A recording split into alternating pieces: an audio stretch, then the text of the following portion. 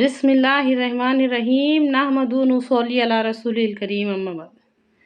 بھلے سے آپ لوگوں کو میری باتیں اچھی لگے نہ لگے، لاکھوں میں سے سننے والے صرف دو چار ہو، مجھے اس سے کوئی فرق نہیں پڑتا، لیکن ایک بار یہ جو بند دروازہ ہے کھلتے کھلتے کھلتے چلے جائیں گا انشاءاللہ، اس کے بعد فرق واضح ہونا شروع ہو جائیں گا۔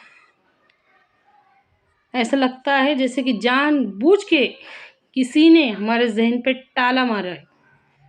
اچھی طرح سے سمجھیے اس بات کو، پوری دنیا میں قرآن وہ واحد کتاب ہے جو بنا سمجھے جانے والی کتاب پڑھی جاتی ہے، بغیر سمجھ کر پڑھے جانے والی واحد کتاب قرآن ہے۔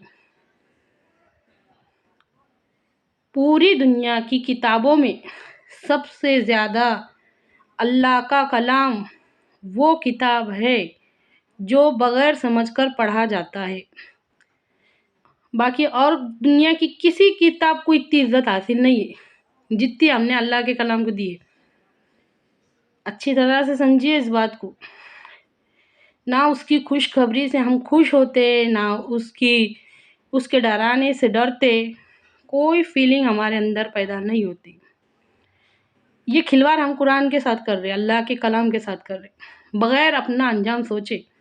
اچھی طرح سے سمجھیے، ایک کمرہ ہے، اس کے اندر قرآن رکھا ہوا ہے، ساری رات بھر انسانوں کو دولت کی ہرس میں، ہوس میں، دنیا کمانے کے واسطے، کہیں میرا یہ نقصان نہ ہو جائے، یہ نقصان نہ ہو جائے، نیند نہیں آ رہی۔ قرآن خبر دے رہا، قرآن کی خبر سے ڈر نہیں لگتا، یہ کیسا یقین ہے؟ سورہ اثر میں اللہ تعالیٰ فرماتا ہے، زمانے کی قسم انسان خسارے میں، اس خسارے سے کبھی ڈر نہیں لگتا، اس نقصان سے کبھی ڈر نہیں لگتا۔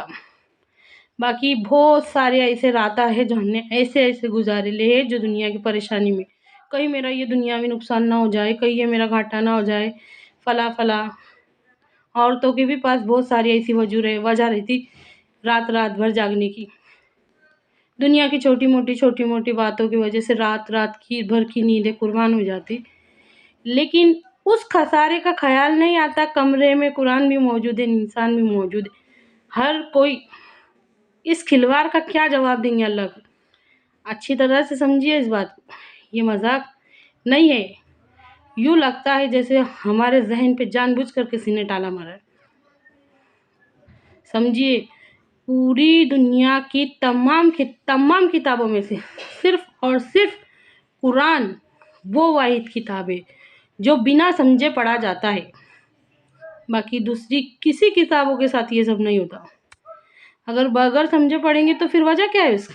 اچھی طرح سے سمجھیے، دوسری کتابوں کے بارے میں ہماری یہ رائے ہے، اور قرآن کے بارے میں ہماری یہ رائے ہے کہ وہ صرف برکت حاصل کرنے کے واسطے، صرف ثواب کی نیت سے کوئی مر جائے تو اس کے نام سے پڑھا جاتا ہے، زندوں کے واسطے ہدایت ہماری نظر میں وہ نہیں ہے۔ اچھی طرح سے سمجھیے اس بات کو، جبکہ قرآن میں خود اللہ تعالیٰ فرماتا کہ یہ ہدایت ہے، یہ نصیحت ہے، اس میں جنت کی خوشخبری ہے، اس میں جہنم کا ڈر ہے، اس میں ایمان بڑھانے والی باتیں ہیں، اس میں اللہ کی قدرت کے نظارے ہیں، اس میں سب کچھ ہے۔ اچھی طرح سے سمجھیے اس بات کو، غور کیجیے ہر بات میں۔ یوں لگتا ہے جیسے کسی نے ہمارے ذہن کو اس کی طرف سے اچھا پھیر دیا۔ غور کر کے دیکھو، آج ہم کیا کر رہے اللہ کے کلام کے ساتھ؟ آیات کا حق یہ بتایا گیا کہ جب تم جہنم والی آیات پر سے گزرو تو رونا آنا چاہیے، اور نہ آئے تو کم سے کم رونی صورت بنا لو، دل میں ڈر ہو، اور جب جنت والی آیتوں پہ سے گزرو تو خوشخبری، دل میں خوشی محسوس ہو، خوشی جیسی صورت بناؤ۔ نہ سمجھی کی وجہ سے تو ہمارے سے وہ بھی حق ادا نہیں ہو رہا۔ اچھی طرح سے سمجھیے اس بات کو، ہمارے نبی صلی اللہ علیہ وسلم کا ارشاد ہے، قرب قیامت میری امت میں ایسے منافق قاری پیدا ہوں گے جب جب وہ قرآن پڑھیں گے قرآن خود ان پہ لعنت کرے گا.